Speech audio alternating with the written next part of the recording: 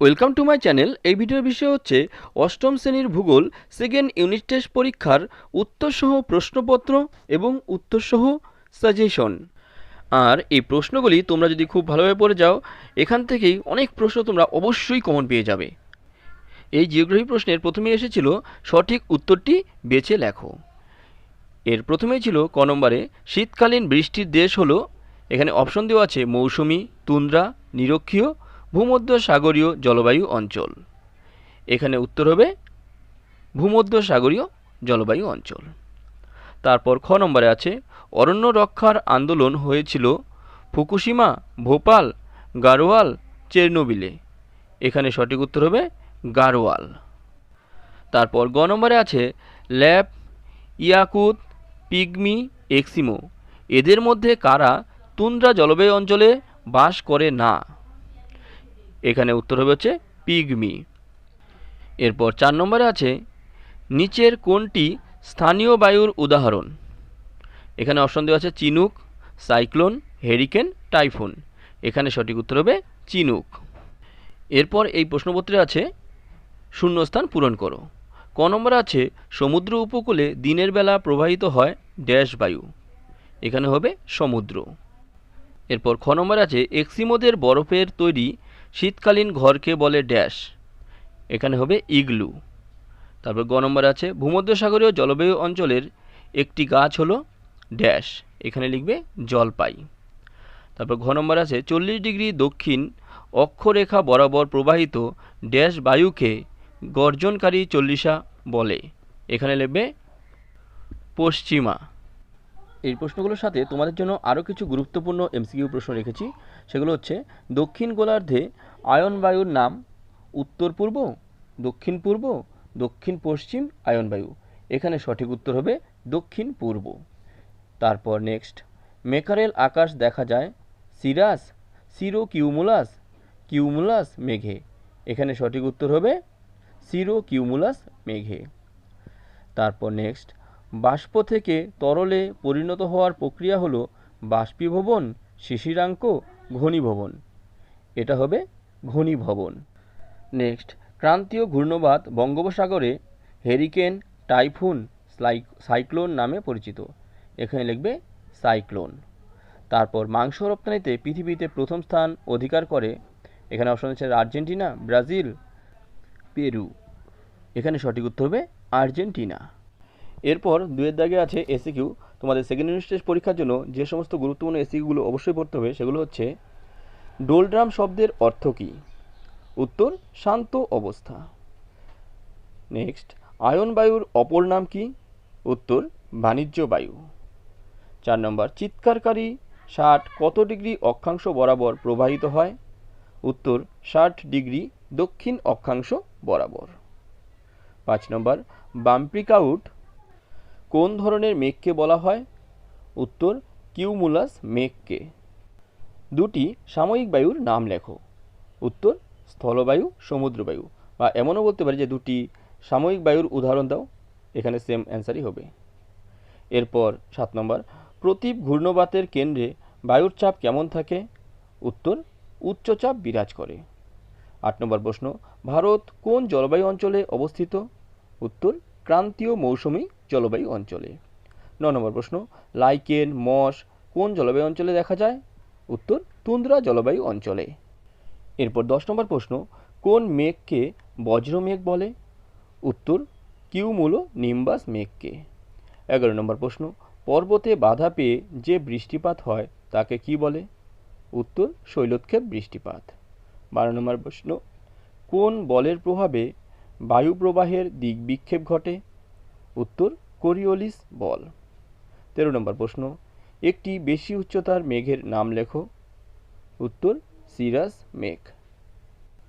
14 নম্বর প্রশ্ন পর্বতে কোন ঢালে বৃষ্টিচ্ছায় অঞ্চল সৃষ্টি হয়?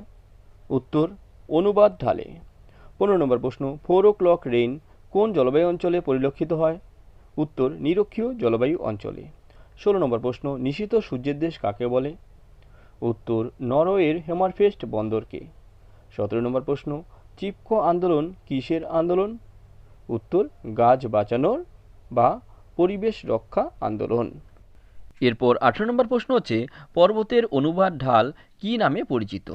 উত্তর বৃষ্টির ছায় অঞ্চল নামে পরিচিত। 19 নম্বর প্রশ্ন উত্তর আমেরিকার প্রধান নদীর নাম কি? উত্তর মিসিসিপি মিসৌরি। 20 নম্বর প্রশ্ন কর্ডিলেরা শব্দের অর্থ কী? উত্তর শৃঙ্খল বা শৃঙ্খলিত পর্বতমালা। এরপর 21 নম্বর প্রশ্ন পৃথিবীর বৃহত্তম স্বাদু জলের হ্রদ কোনটি? উত্তর সুপিরিয়র। 22 নম্বর প্রশ্ন পৃথিবীর উচ্চতম জলপ্রপাত কোনটি? উত্তর অ্যাঞ্জেল জলপ্রপাত। এরপর 23 নম্বর প্রশ্ন পৃথিবীতে মোট কয়টি বায়ুচাপ বলয় অঞ্চল রয়েছে? উত্তর 7টি। 24 নম্বর প্রশ্ন বায়ুর চাপ মাপা হয় কোন এককে? উত্তর মিলিবার এককে। 25 নম্বর প্রশ্ন বায়ুর চাপ মাপার যন্ত্রের নাম কি? উত্তর ব্যারোমিটার। 26 নম্বর প্রশ্ন 25 ডিগ্রি থেকে 30 ডিগ্রি উত্তর ও দক্ষিণ অক্ষরেখার মধ্যবর্তী অঞ্চলকে কি বলে? উত্তর অর্শ অক্ষাংশ বলে। এরপর 27 নম্বর প্রশ্ন ভারতে প্রবাহিত দুটি স্থানীয় বায়ুর নাম কি? উত্তর লু ও আধি।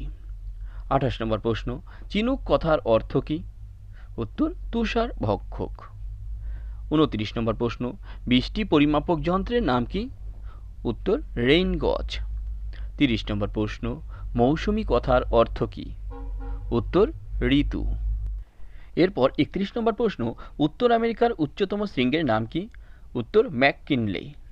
32 নম্বর প্রশ্ন পৃথিবীর বৃহত্তম দ্বীপ কোনটি? উত্তর গ্রিনল্যান্ড। 33 নম্বর প্রশ্ন উত্তর আমেরিকা কোন প্রণালী দ্বারা এশিয়া থেকে বিচ্ছিন্ন?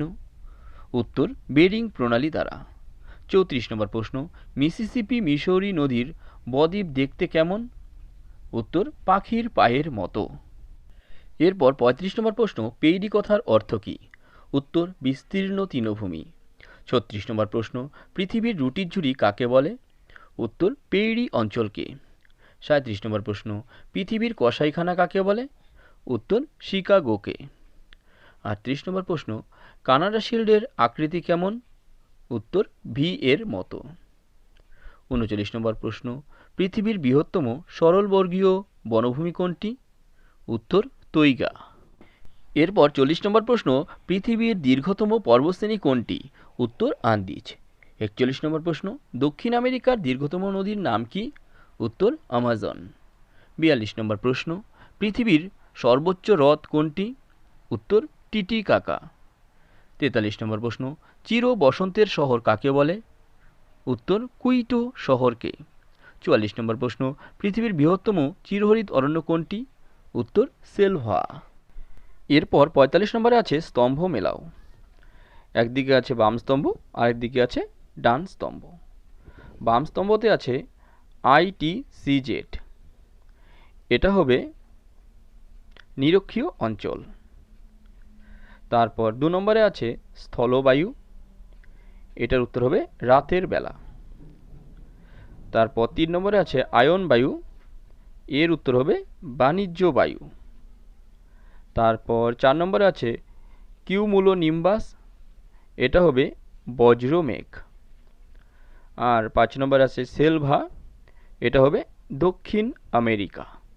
এরপর 46 নম্বর স্তম্ভ হচ্ছে 1 নম্বর ডোলড্রাম, এটার উত্তর হবে নিরক্ষীয় অঞ্চল। তারপর আছে 2 নম্বরে পশ্চিমা বায়ু, এর উত্তর হবে গর্জনশীল চল্লিশা। তারপর 3 নম্বরে আছে গ্রিনল্যান্ড, এটা হবে মেরু ভাল্লুক। তারপর 4 নম্বরে আছে অর্শ অক্ষাংশ, এটা হবে মকরীয় শান্ত বলয়। আর 5 নম্বরে আছে মেকারেল আকাশ, এটা হবে সিরোকিউমুলাস মেঘ। এরপর সাজেশনের মধ্যে রয়েছে টিকা লেখো। তোমাদের সেকেন্ড ইউনিটের জিওগ্রাফি পরীক্ষার জন্য যে সমস্ত টিকাগুলো অবশ্যই পড়তে হবে সেগুলো হচ্ছে 1 অর্শ অক্ষাংশ, 2 কোরিওলিস বল, 3 গর্জনশীল চল্লিশা, 4 কুয়াশা, 5 মৃত্যু উপত্যকা, 6 সেলভা, 7 পরিচলন বৃষ্টিপাত। এই 7টি টিকা তোমাদের জন্য খুবই গুরুত্বপূর্ণ। এই 7টি টিকা খুব ভালোভাবে তোমরা পড়বে। আশা করি এগুলোর উত্তর অলরেডি তোমাদের করা আছে, তাই তোমাদের এগুলোর উত্তর আর দেইনি, শুধু এখান থেকে প্রশ্ন দিচ্ছি। এরপর তোমাদের মান 2 এবং 3-এর জন্য যে সমস্ত গুরুত্বপূর্ণ প্রশ্নগুলো অবশ্যই পড়তে হবে সেগুলো হচ্ছে ITCZ বলতে কি বোঝো? 49 নম্বর, পরিবেশ অবনমন কি? 50 নম্বর, অশ্ব অক্ষাংশ কাকে বলে? 51 নম্বর, ক্রান্তীয় ঘূর্ণবাত ও নাতিশীতোষ্ণ ঘূর্ণবাতের মধ্যে পার্থক্য লেখো। 52 নম্বর, হ্রদ অঞ্চলের পশুপালন সম্পর্কে লেখো। 53 নম্বর, বাইসবেল সূত্রটি লেখো। এরপর 54 নম্বর, স্থিতিশীল উন্নয়ন কাকে বলে? 55 নম্বর, ফেরেলের সূত্রটি লেখো। 56 নম্বর, ঘূর্ণবাত ও প্রতীপ ঘূর্ণবাতের মধ্যে পার্থক্য লেখো। 57 নম্বর, আমাজন নদীর মোহনায় বদ্বীপ সৃষ্টি হয়নি কেন? 58 নম্বর, অ্যানাবেটিক ও কেটাবেটিক বায়ু বলতে কি বোঝো? এই প্রশ্নগুলো যদি তোমরা 2 এবং 3-এর জন্য পড়ো তাহলে এখান থেকে আশা করি কমন পেয়ে যাবে।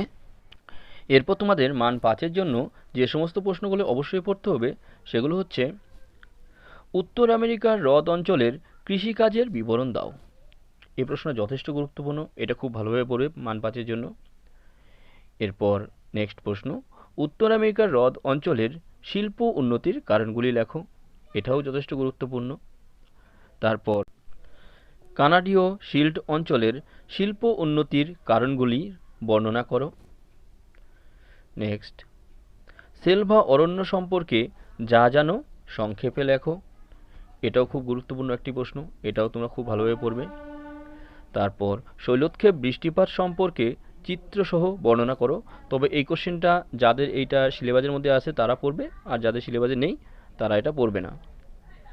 তারপর 65 নম্বর প্রশ্ন, ভূমধ্য সাগরীয় অঞ্চলের স্বাভাবিক উদ্ভিদের বর্ণনা দাও। মান 5-এর জন্য এই প্রশ্নগুলো তোমরা অবশ্যই খুব ভালোভাবে পড়বে। আর এর সঙ্গে তোমাদের একটা আগের বছরের পুরনো প্রশ্নপত্র দিয়ে দিয়েছি, এই প্রশ্নগুলো তোমরা দেখে নিও। আশা করি এখান থেকেও তোমাদের অনেক প্রশ্ন কমন চলে আসতে পারে। তোমাদের যদি এই ধরনের বিভিন্ন নোট, সাজেশন ইত্যাদি শিক্ষামূলক ভিডিওর প্রয়োজন হয় তাহলে আমার এই চ্যানেলটিকে সাবস্ক্রাইব করে বেল আইকনটি অন করে রেখো, যাতে এই ধরনের ভিডিওগুলো আপলোড করার সঙ্গে সঙ্গে তোমরা তার নোটিফিকেশন পেয়ে যেতে পারো।